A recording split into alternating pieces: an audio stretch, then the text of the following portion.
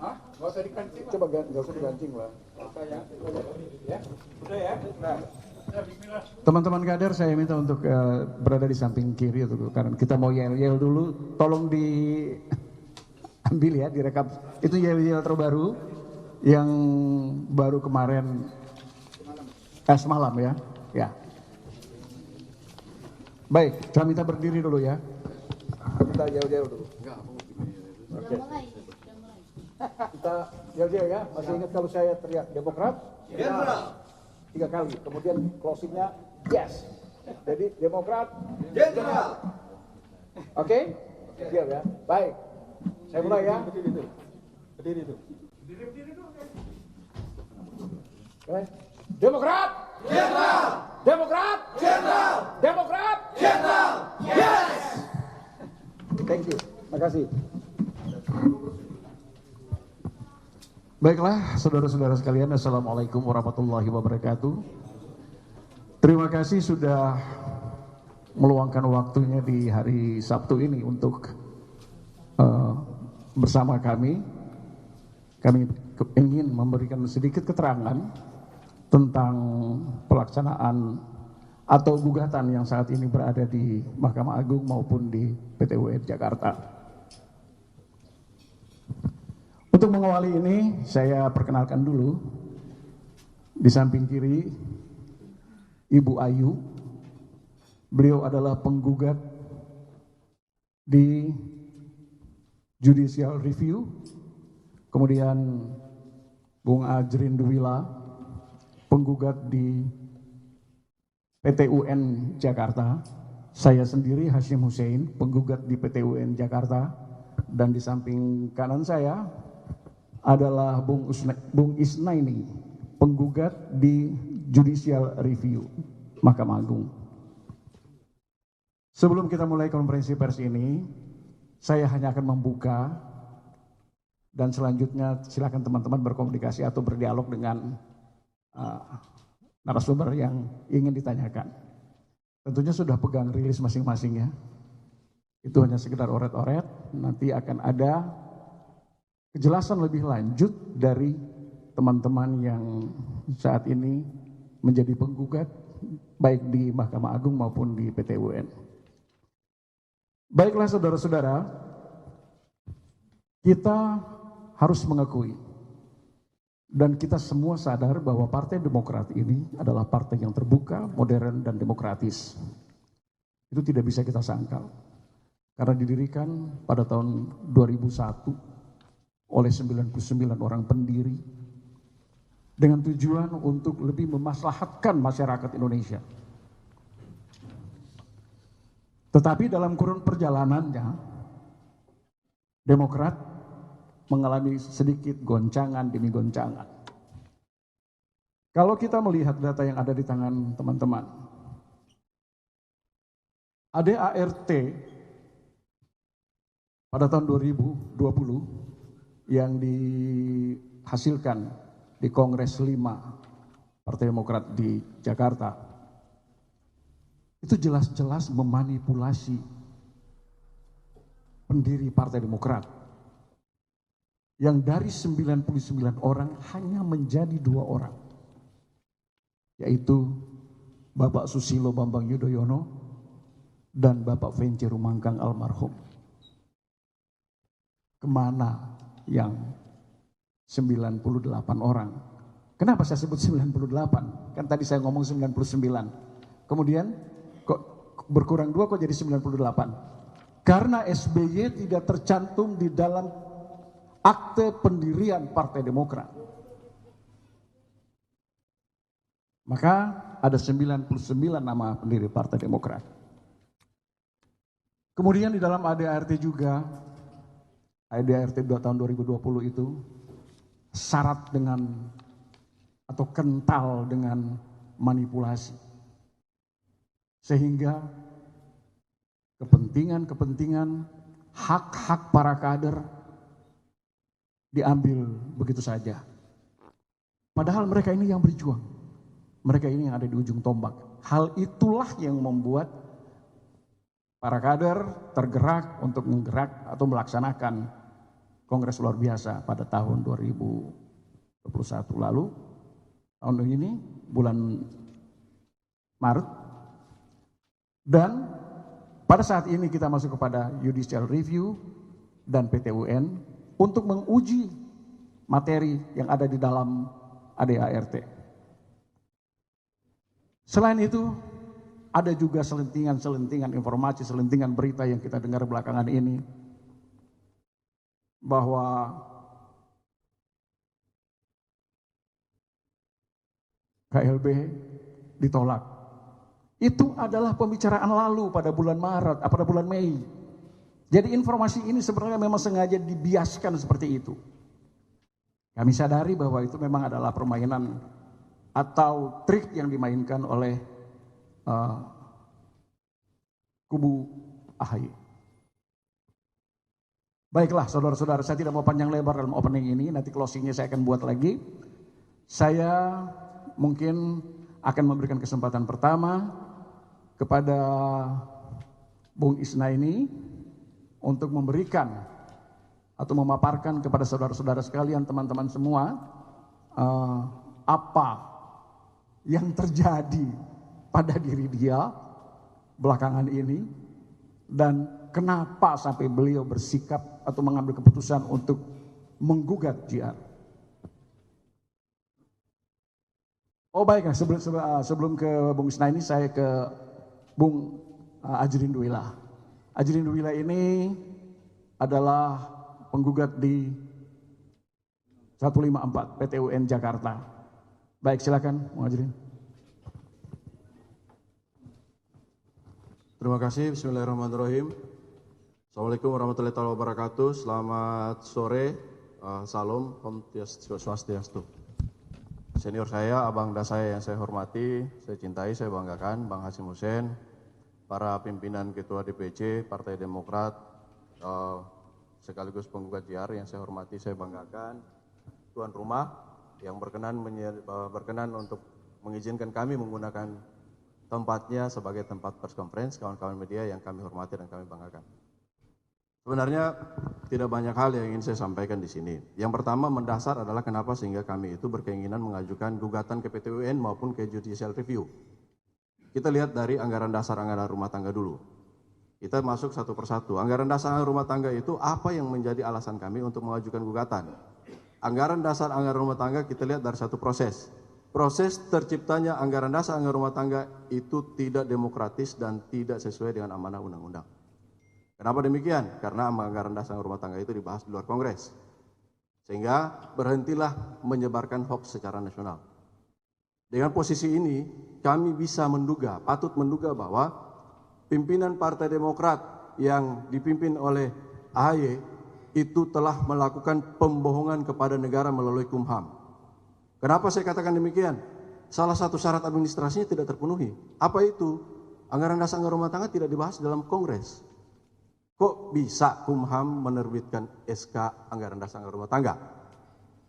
Artinya, ketika Anda tidak melakukan pembahasan dalam Kongres, pastinya tidak ada berita acaranya dong.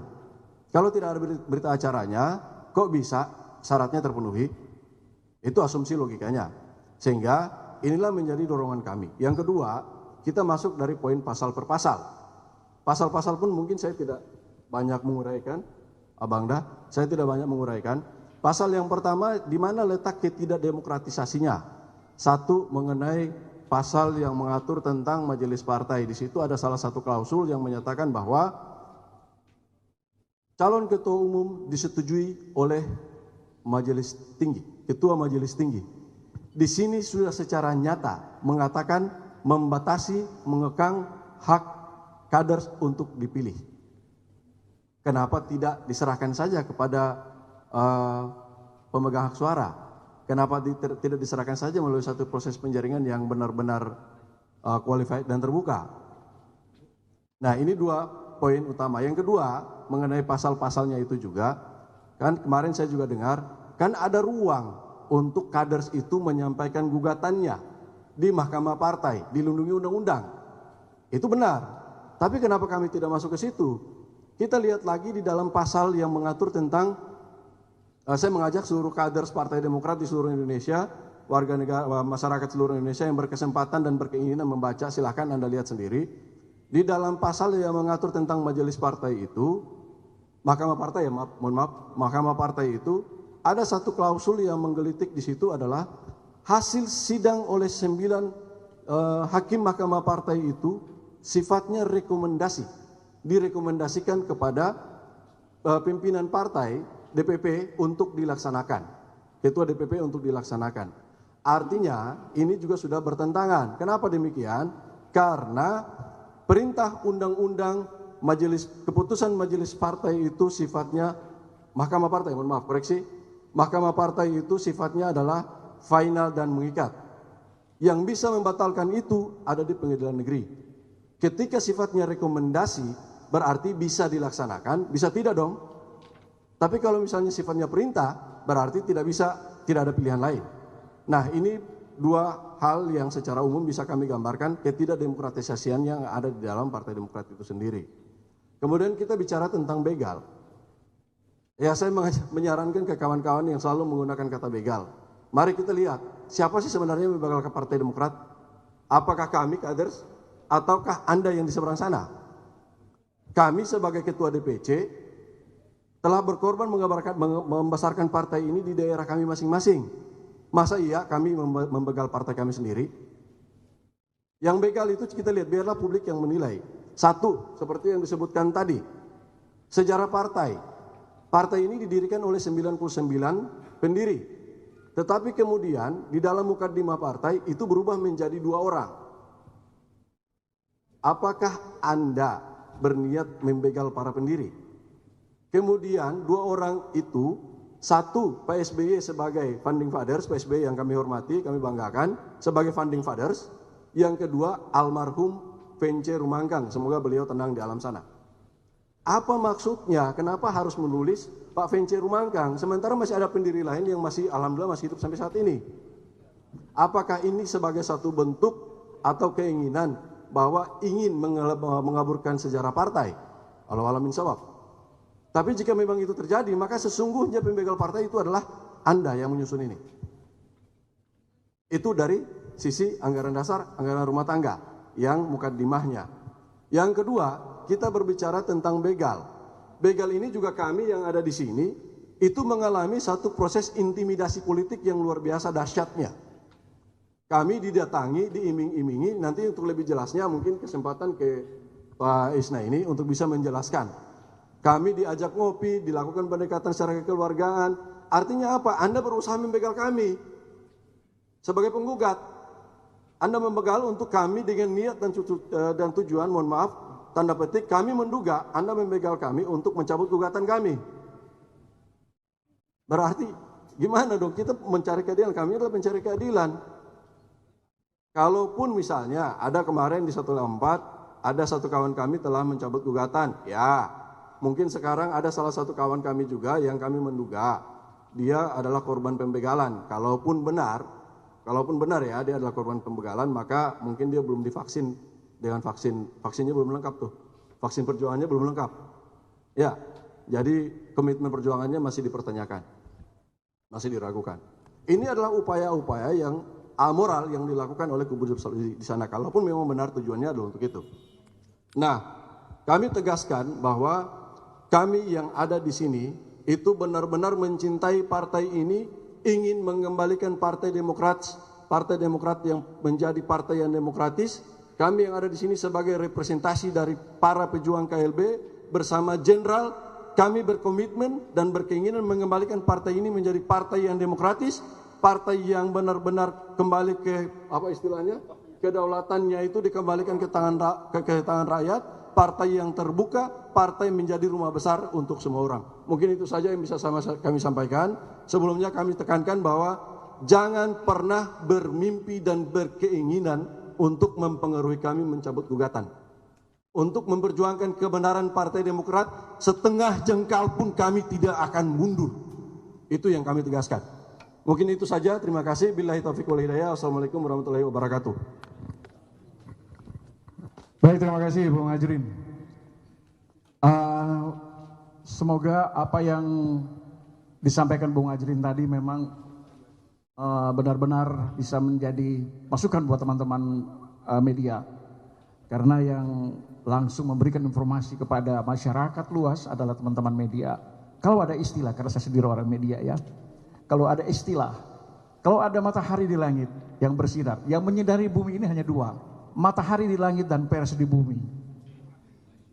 Itu yang membuka masyarakat, mata masyarakat menjadi terbuka untuk melihat semua ini. Baik, selanjutnya saya berikan kesempatan kepada Bung Isnaini untuk memberikan pernyataan-pernyataan yang dia tahu, yang dia alami kepada teman-teman media. Silakan Bung Isnaini.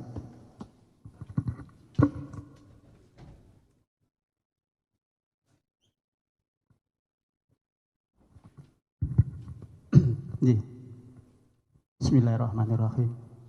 Assalamualaikum warahmatullahi wabarakatuh. Teman-teman wartawan yang saya hormati dan teman-teman DPC yang saya cintai dan hormati. Dalam kesempatan yang berbahagia ini, saya ingin menyambung apa yang disampaikan oleh teman-teman terdahulu, Pak Asim, Mas Ajrin, dan insya Allah nanti juga Bu Ayu akan menambah terkait dengan press conference yang kita adakan pada kesempatan yang berbahagia ini. Yang pertama perlu saya sampaikan kepada rekan-rekan semua terkait dengan JR Judicial Review. Sebetulnya ada 4 orang yang mengajukan JR. Yang pertama saya, yang kedua Bantul, yang ketiga Tegal, dan yang keempat Samosir. Dan alhamdulillah harus kita syukuri hari ini yang bisa hadir mungkin saya, Tegal, dan Samosir. Yang Bantul last contact belum bisa kita komunikasi. Ya kita hanya bisa berdoa mudah-mudahan teman saya Bantul tetap sehat, tetap ini hanya doa kita kepada teman Bantul. Meskipun hari ini teman Bantul belum bisa bersama-sama di forum ini, gak ada masalah. Kita tetap jalan. Perahu ini tetap harus berlayar untuk sampai dermaga yang kita impikan. Itu adalah komitmen kita. Saudara sekalian, terkait dengan JR, mungkin dasar pemikiran kita atau mungkin dasar langkah kita, ini yang perlu saya sampaikan pada kesempatan yang berbahagia ini. Mungkin tadi disampaikan oleh teman saya, Mas Ajrin, bahwa terkait dengan ADART itu tidak dibahas dalam kongres. Saya jawab, saya tambahi, iya. Karena saya pelaku, karena saya ada di forum itu. Selang beberapa waktu baru saya membaca terkait dengan ADART. Nah, setelah saya membaca ada satu pasal yang membuat saya dan teman-teman berempat tergerak hatinya untuk melangkah ke JR. Mungkin perlu saya sampaikan kepada teman-teman, salah satunya mungkin teman-teman bisa membaca dalam ADART Partai Demokrat hasil Kongres tahun 2020, pasal 60 ayat 1. Itu yang membuat saya dan teman-teman bergerak. Kalau boleh teman-teman jujur, dan kalau ada keberanian, mungkin 34 ketua DPD, 516 ketua DPC se-Indonesia mungkin sama dengan saya. Karena mungkin teman-teman yang lain masih menjabat, masih menjadi pimpinan DPRD, anggota DPRD, mungkin juga di eksekutif. Sehingga ya saya memaklumi kalau teman-teman ketua DPC yang lain belum ada keberanian untuk ke sana. Sekali lagi terkait dengan itu, rekan-rekan sekalian, sekali lagi panjenengan mungkin bisa membaca dalam pasal 60 ayat 1 itu hak-hak kami teramputasi, saya melihat di sana. Saya menjadi ketua DPC 3 kali, 3 periode. Artinya saya sudah melaksanakan muscap itu 3 kali. 3 kali itu betul-betul demokratis. Ya, betul-betul demokrasi. Jadi yang mempunyai hak menentukan siapa ketua itu adalah hak pemegang suara. Siapa pemegang suara dalam muscap itu adalah ketua PAC, ketua kecamatan. Itu yang kami lakukan. Muscap pertama, muscap kedua dan ketiga. Saya mengalami, karena sekali lagi saya menjadi ketua DPC 3 periode. Tapi hasil Kongres 2020 kemarin, pasal 60 ayat 1, kedaulatan PAC itu sudah tidak ada lagi. Karena di pasal itu menyebutkan bahwa musyawarah cabang itu hanya merekomendasi maksimal 3 nama untuk disampaikan ke DPP, dan yang memilih dan menetapkan ketua DPC adalah DPP. Jadi apa gunanya kita terus membangun komunikasi dengan PAC? Apa gunanya kita terus membangun Partai Demokrat di daerah dengan stakeholder semuanya? Tapi ketika kita dapat dukungan penuh suatu misal, tapi ketika Jakarta tidak setuju dengan apa yang dikehendaki, ya kita tidak mungkin jadi ketua DPC. Karena yang menentukan bukan PAC lagi, bukan pemegang suara lagi.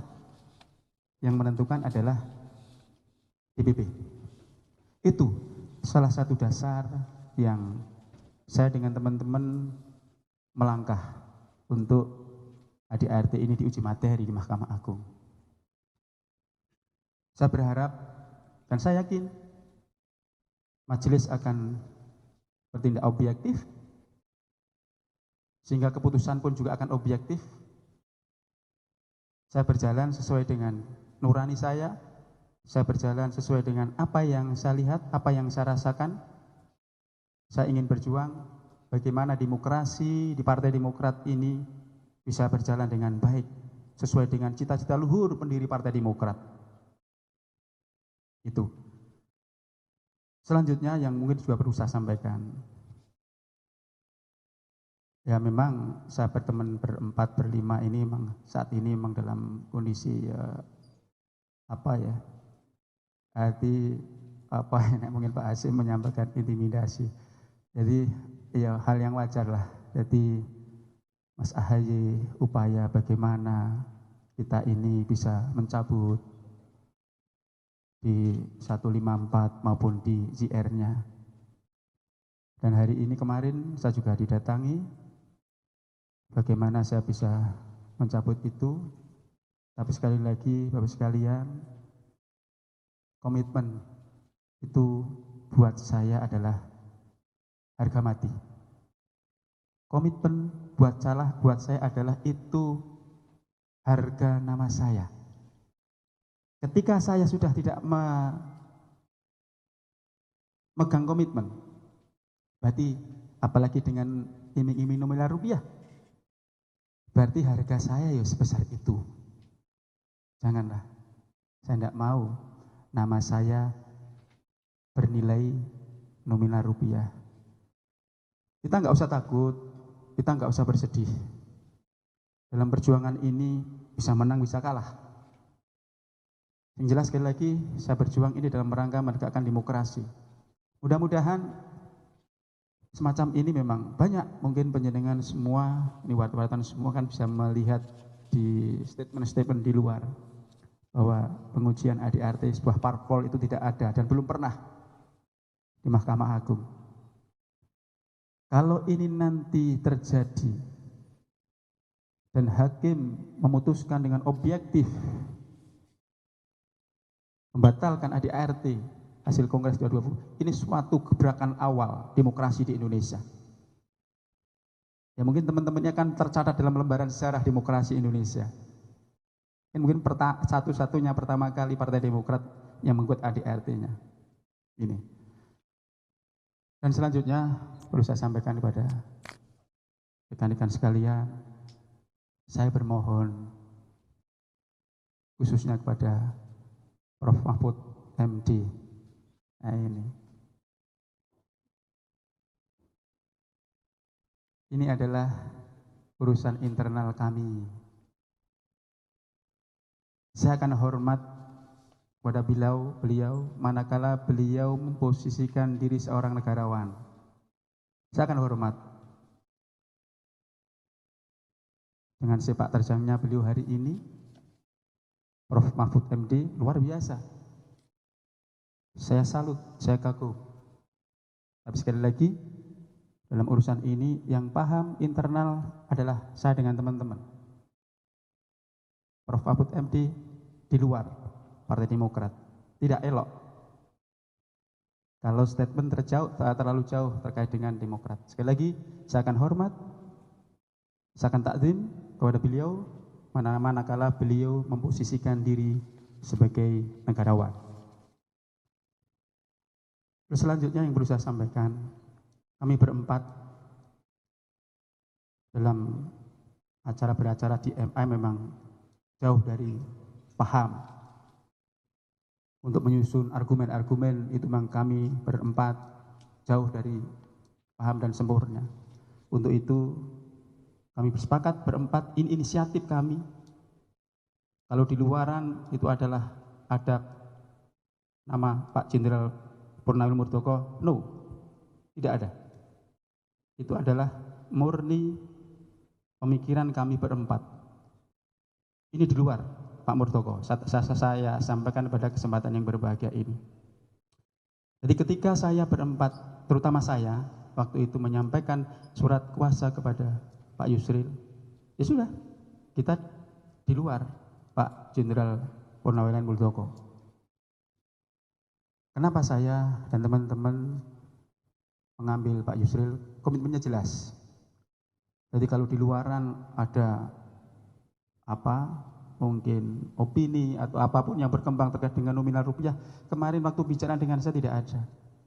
Murni, kalau ada itu kan yang wajar lah, tapi tidak sampai opini yang berkembang di luar seperti itu. Karena semua itu kan serba suki mawabio. Tidak ada sesuap, tidak ada makan siang yang gratis lah taruh seperti itu. Tapi hal yang wajar dan tidak ada seperti di luar itu, jauh dari itu. Jauh dari itu. Sekali lagi kami berempat mengambil kuasa hukum Pak Yusril. Saya melihat mudah-mudahan dengan kemampuan beliau membuat argumen-argumen, mudah-mudahan majelis hakim bisa membaca, menelaah terkait dengan argumen-argumen beliau, Pak Yusril, dan sehingga harapan kami keputusan Mahkamah Agung nanti sesuai dengan harapan dan doa kami bersama, yang khususnya yang duduk di depan panjenengan semua ini. Dan sekali lagi saya sampaikan, buat saya dan teman-teman, Pak Yusril itu adalah pejuang yang membantu kami dalam rangka meluruskan bagaimana demokrasi di Demokrat dan umumnya demokrasi di Indonesia ini bisa berjalan dengan baik. Rekan-rekan sekalian, mungkin itu sedikit yang saya sampaikan, nanti Bu Ayu atau teman-teman yang lain bisa menambah. Terima kasih.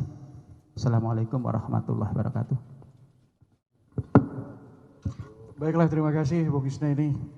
Nah, selanjutnya saya serahkan kepada Bu Ayu dari Ketua DPC Tegal untuk memberikan pernyataan beliau. Silakan Bu Ayu. Terima kasih. Selamat siang teman-teman semua. Saya ini tadi teman-teman sudah mewakili semuanya, jadi saya mau ngomong apa nggak tahu ini ngomong apa ya. Semuanya sudah komplit, nanti mungkin langsung bisa ngobrol di luar ini ya. Maksudnya saya cuma ingin menambahkan tentang keterlibatan Pak Yusril ya.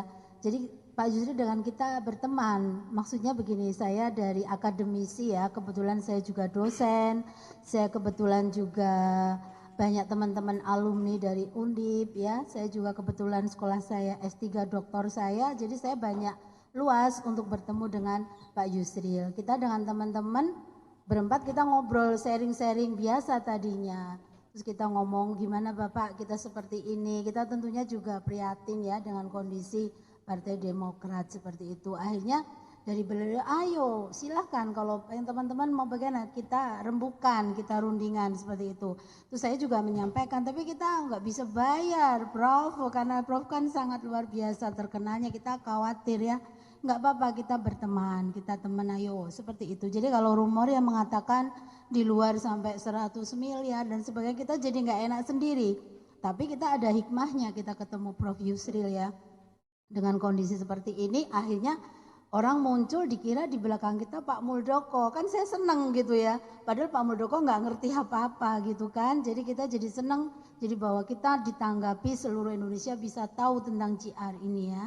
Karena saya berpikirnya kita mau diem saja lah, tapi karena jadi terkenal karena akhirnya kesangkutlah Pak Muldoko dengan kita. Seperti itu teman-teman ya. Terima kasih dari saya. Baik, terima kasih Bu Ayu, memang singkat, padat.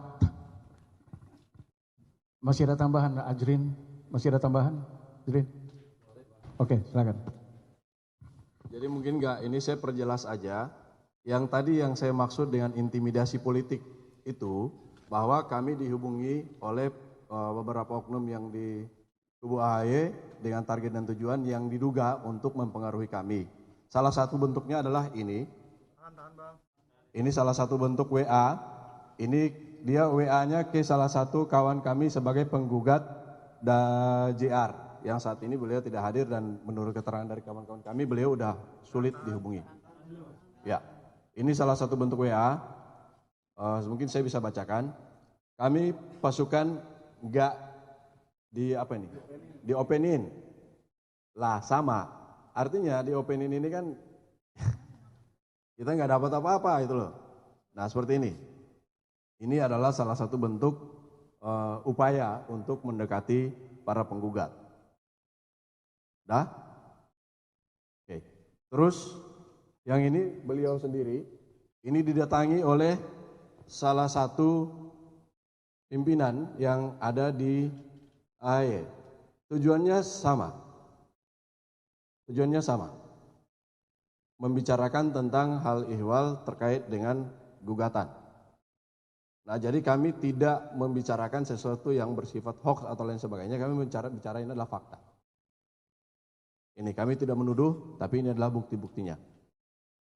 Jadi ketika dibicarakan intimidasi, kami juga memperoleh informasi bahwa sebagian kawan-kawan kami di daerah itu diperintahkan untuk menandatangani sejenis surat. Ada beberapa model surat yang ditandatangani. Kan kasihan. Mereka mau tanda tangan, ini ada konsekuensi hukumnya. Tidak tanda tangan, ini diperintah. Akhirnya mereka seolah-olah serba salah, terkekang sebenarnya. Selain itu juga dari sana juga menjadikan kader Partai Demokrat itu sebagai buzzer politik. Sehingga saya patut menduga juga kalau misalnya besok-besok ada trading top tentang macam-macam yang muncul, misalnya mohon maaf kami bersama AHY, mohon maaf seperti itu ya, itu by design. Karena apa? Itu diselenggarakan secara resmi oleh Bakomstra. Mereka punya semacam link yang di-share, diperintahkan seluruh kader untuk men-tweet sesuai dengan jam-jam tertentu. Sehingga kader partai itu dijadikan sebagai buzzer politik. Saya menduga seperti itu. Ya mungkin itu saja Bang yang saya tambahkan. Terima kasih. Assalamualaikum warahmatullahi wabarakatuh. Baiklah teman-teman, ya kita masuk pada sesi tanya jawab ya. Ada beberapa, silakan yang mau bertanya langsung kepada para narasumber yang ada di depan ini. Saya persilakan siapa yang mau bertanya. Mungkin 1, 2, 3. Saya buka 3. Saya dari mana, Dek? Dari media online. Ya, dari belakang mana? Dari Metro TV. Oke, saya ya, nanti. Saya ke Metro TV dulu, ada mikrofon tambah atau oke, enggak pakai mikrofon ini aja saya kira bisa, atau agak ke depan aja gitu biar bisa. Enggak usah pakai mikrofon. Oke, silakan.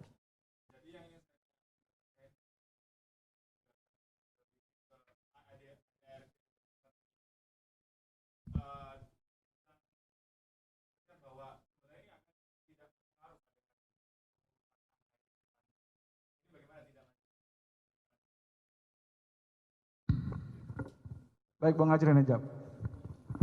Baik, saya di posisi ini kami tidak mau berspekulasi ya. Kami tidak mau berspekulasi. Memang kalau misalnya seperti itu, dan memang tujuan kami tidak. Saya kira kawan-kawan yang mengajukan JR ini targetnya adalah ini membuka ke publik bahwa ini sebagai satu pembelajaran politik. Kami tidak menargetkan untuk nanti kemudian ini membatalkan kepengurusan, membatalkan ADART. Target kami sebenarnya bukan itu. Karena ada beberapa pasal di dalam anggaran dasar anggaran rumah tangga itu yang pada faktanya bertentangan dengan undang-undang partai politik. Nah, dengan JR ini menjadi satu catatan penting ke depannya. Harapan kami, keinginan kami, para penggugat ini bahwa ke depannya penyelenggara pemerintah dalam hari ini yang diberikan kewenangan Kumham lebih selektif dan teliti dalam membaca undang-undang, dalam membaca anggaran dasar anggaran rumah tangga yang nantinya akan disahkan. Jika memang itu bertentangan dengan undang-undang, maka Kumham berkewenangan untuk menolak. Kira-kira seperti itu lebih kurangnya ya. Jadi kami tidak, kalau kawan-kawan yang mengajukan JR ini tidak berorientasi pada nantinya ini mempengaruhi keputusan, tidak berorientasi ke situ. Seperti yang sudah disampaikan oleh Pak Yusril, Prof. Yusril, bahwa jika keputusan JR ini digunakan secara politik ya fine. Ya kan? Mau digunakan oleh kubu AHY silahkan. Mau digunakan kami sebagai penggugat dari 154 di PT UN nggak jadi masalah. Seperti itu. Ya, saya kira bisa menjawab ya. Baik, terima kasih dari Metro. Kami coba dari siapa nih? Media apa? Ya, coba silakan, CNN.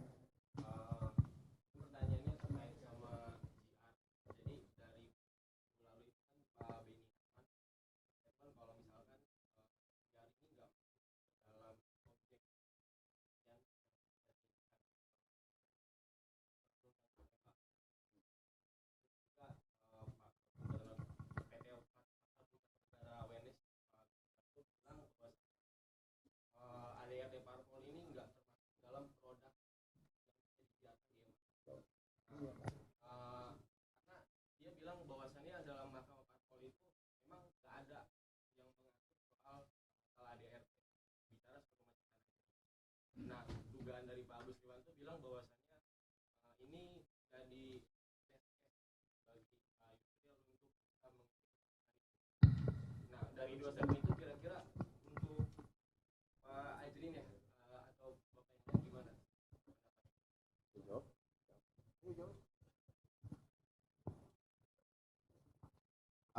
Ini menarik. Bahkan mengenai Mahkamah Partai tadi saya juga sempat melihat di media, kalau saya nggak salah, mohon maaf, dari salah satu media nasional juga meliput, ada kawan kami di seberang, Bang Jansen Sitindaun, menjelaskan bahwa untuk konflik internal partai dalam hal ini misalnya, mohon maaf, quote and quote anggaran dasar rumah tangga bisa dibahas dalam Mahkamah Partai. Saya kira untuk Mahkamah Partai sudah tuntas tadi kami sampaikan, sehingga kami tidak masuk ke wilayah itu. Tapi jika memang saya setuju bahwa ini adalah langkah pertama. Dan seperti yang dikatakan oleh Prof. Yusril, bahwa ini menjadi satu pilot project. Jika ini disetujui, maka seperti yang tadi saya sampaikan di awal, menjadi satu catatan ke depannya setiap pihak baik dari partai politik maupun dari sebagai pengambil keputusan pemerintah dalam hari ini lebih selektif dan berhati-hati menyusun anggaran dasar anggaran rumah tangga. Seperti itu kira-kira. Ingin ditambahin saya? Saya tidak tambahin. Saya tertarik sekali dengan diskusi ini, konferensi pers ini, tapi saya belum mendengar ada pertanyaan suap menyuap itu dengan cara apa begitu. Oke, mungkin ada pertanyaan berikut lagi, silakan. Mungkin yang terakhir ya, dari mana? Oh, Rakyat Merdeka, silakan.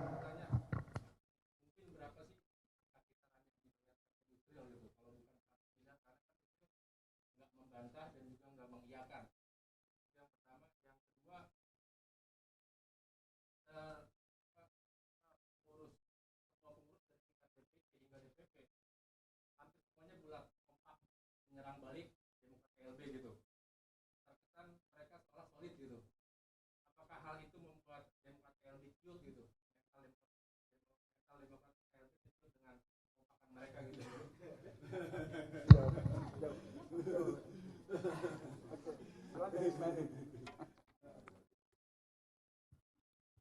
Terima kasih. Ini pertanyaan yang sensitif dan luar biasa terkait dengan mungkin rumor yang 200 miliar dan lain sebagainya. Jadi perlu saya sampaikan kepada teman-teman, ya semua itu kan Basuki Mobio, tapi enggak seperti itu. Enggak seperti itu. Tadi disampaikan oleh Bu Ayu tadi, karena komunikasi yang baik antara saya dengan Bu Ayu, dengan Prof. Yusril, akhirnya kalau bisa saya sampaikan teman dengan teman lah, meskipun sebetulnya bukan teman gitu loh ya. Tapi karena ada komunikasi yang baik, kita intinya bermohon pada Prof. Yusril, mohon bantuannya, karena saya dari sisi itu kurang paham, dari sisi proses di MA itu kita kurang paham, dan kita komitmennya sama dalam rangka bagaimana demokrasi ini lebih baik di Indonesia.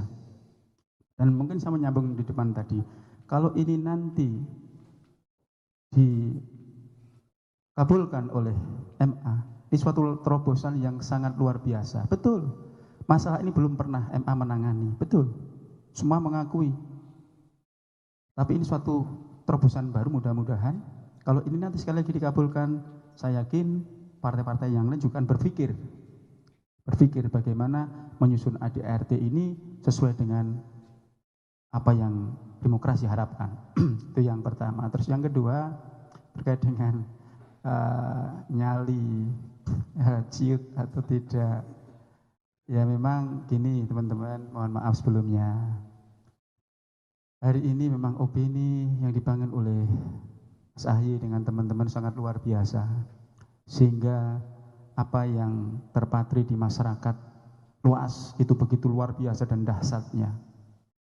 Hari ini kita memang silent, hari ini kita memang diam, bukan berarti intinya kita tidak mau mencari permusuhan. Kita ajang ini tidak ingin mencari musuh. Forum itu ke MA dan Yudhiyah dalam rangka ingin bagaimana hukum itu tegak, gitu aja. Kalau kita mungkin nyerang, ya rame nih media massa. Akhirnya yang menjadi korban ya Partai Demokrat. Jadi Partai Demokrat KLB tidak ingin perang di sana, tidak ingin perang statement, tidak ingin perang opini. Tapi Partai Demokrat hasil KLB ingin prosedur hukum yang dilalui lewat PTUN, PN, PTUN, dan MA. Itu. Nah, terkait dengan nyali, perlu saya sampaikan kepada teman-teman semua. Gak perlu saya jelaskan, kita berempat bernyali itu tidak. Saya berempat duduk di sini, silahkan mengartikan sendiri. Di hadapan panjenengan semua ini, apa ini istilahnya? Sorotannya 1, 2, 3, 4 banyak sekali. Nah, ketika saya berani duduk di sini dengan teman-teman, silahkan mengartikan sendiri. Saya kira itu ya. Terima kasih. Baik, silakan Mbak Angga tambahin. Baik, saya kira pertanyaannya cukup substansif ya, tapi tidak etis lah kalau misalnya kita berbicara tentang angka-angka seperti itu. Ya, jadi ya persoalannya seperti sudah dijelaskan oleh kawan kami Bu Ayu, ada pendekatan persuasif, ada kenalan, sehingga kami atas nama Partai Demokrat KLB dan kawan-kawan pejuang KLB sangat memberikan apresiasi dan dukungan penuh yang setinggi-tingginya kepada Pak Prof. Yusril.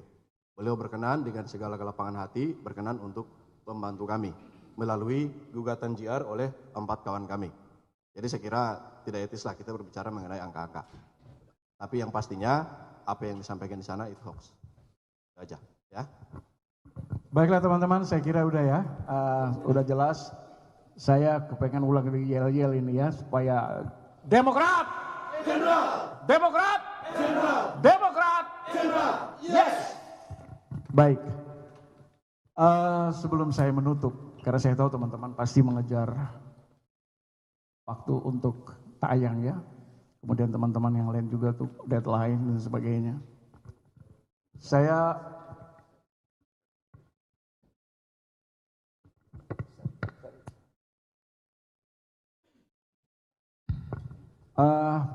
baiklah, sebelum saya menutup, kami yang berada berempat di depan ini sudah memantapkan langkah untuk terus berjuang demi tegaknya dan penegakan hukum, serta memastikan masa depan Indonesia agar tidak dikuasai oleh tirani, otoriter, oligarki, dan diktator. Oleh karena itu, kami memiliki keyakinan kuat bahwa majelis hakim akan mengabulkan gugatan kami. Kami juga memiliki keyakinan bahwa Kementerian Hukum dan HAM akan taat dan memiliki komitmen yang sama dengan kami dalam membangun demokrasi dan peduli dengan masa depan Indonesia. Dan bagi saudara-saudara saya, sahabat-sahabat saya yang ada di sebelah, di kubu AHY dalam hal ini, kalau Anda merasa benar, kenapa harus melakukan intimidasi? Kenapa harus ketakutan? Dengan melakukan intimidasi, menyebarkan berita hoax, dan sebagainya. Gunakan hak hukum yang Anda miliki. Itu yang kami harapkan ke depan. Tidak perlu dibawa ke politik pada saat kami lagi berusaha masuk ke ranah hukum. Mari kita sama-sama berbicara di situ. Itu saja, terima kasih teman-teman. Semoga konferensi pers kita pada sore hari ini bisa bermanfaat dan memberikan angin segar. Kemudian dan kita bersama-sama harus bertekad, bulat tekad kita menegakkan demokrasi di tanah air ini. Demikian, wabillahi taufik wal hidayah. Wassalamualaikum warahmatullahi wabarakatuh.